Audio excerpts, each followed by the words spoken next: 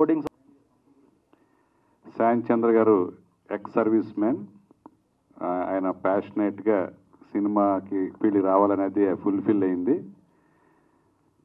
So ఆయనకు ఉండే warmness, friendly nature, ఆయనతో పరిచయం ఉన్న వాళ్ళు ఎవరైనా సరే అలా ఎమోషనల్గా కనెక్ట్ అయిపోతారు. ఎందుకంటే అంత ప్రేమిస్తాడు మనుషులను ఆయన.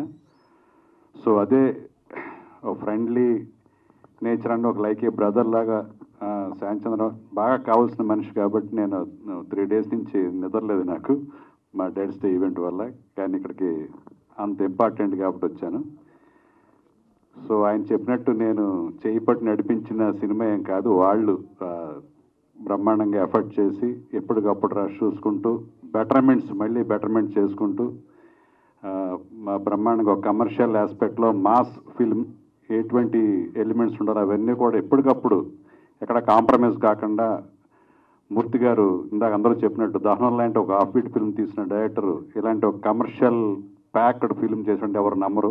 అంత కాంట్రాస్ట్ డైరెక్టోరియల్ ఎఫర్ట్ మూర్తి గారు చేశారు. అలాగే బ్యూటిఫుల్ గర్ల్స్ ముగ్గురు కూడా సిమ్రతి తేజ, దీపిక అండ్ నికిష చాలా బాగా పెర్ఫామ్ చేశారు క్యారెక్టర్స్లో. అలాగే శాంతి గారి ద్వారా నాకు నిజం ఒక అప్రూపమైన ఒక ఫ్రెండ్ మన సతీష్ గారు డైరెక్టర్గా, ఆయన వైజాగ్ కిమ్స్ సిఎండి.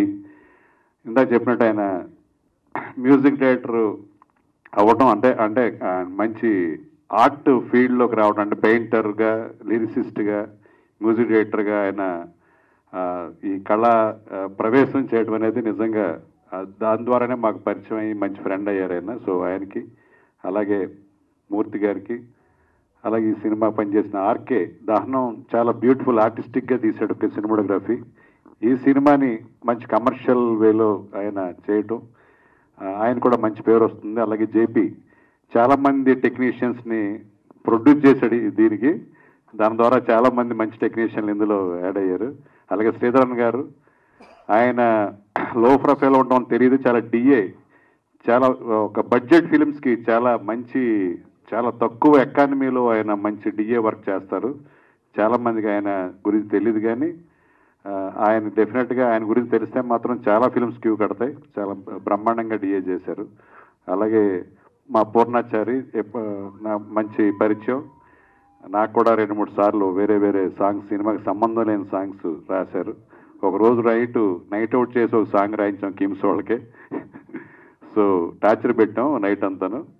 ఈయన్ని కేఎం రాధాకృష్ణ, అలా మంచి పొయిటిక్ సెన్స్ ఉన్న పూర్ణాచారి గారికి.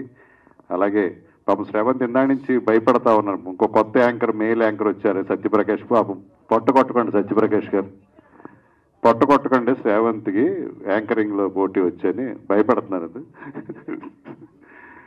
అలాగే శాన్ చంద్ర గారికి ఈ సినిమా ప్రొడ్యూసర్ కూడా కాబట్టి ఈ సినిమా తను చేసిన ఎఫర్ట్కి మంచి ఆదరణ కలిగి మంచి డబ్బులు కూడా రావాలని మనసారా కోరుకుంటాను. ఎందుకంటే తన ప్యాషన్ వేరు. సైలర్ అనే ఒక సినిమా చేయాలని తను ఎప్పటి నుంచో ప్యాషనెట్గా ఉన్నారు. దాన్ని నిజంగా శాన్ చంద్ర గారు ఒక్కళ్ళే చేయగలరు. ఎందుకంటే అది నేవల్ బ్యాక్గ్రౌండ్. కొన్ని ఇన్సిడెంట్స్ చెప్తుంటే ఒరిజినల్ ఇన్సిడెంట్స్ అది ఎవరు ఎక్స్పీరియన్స్ చెయ్యం. మన సినిమా వాళ్ళం స్కిట్ చేస్తే సినిమా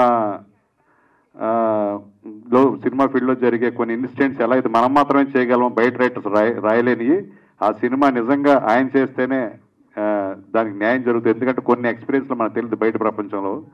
సో డెఫినెట్గా ఫ్యూచర్లో తన dream project sailor pan India move అవుతుంది.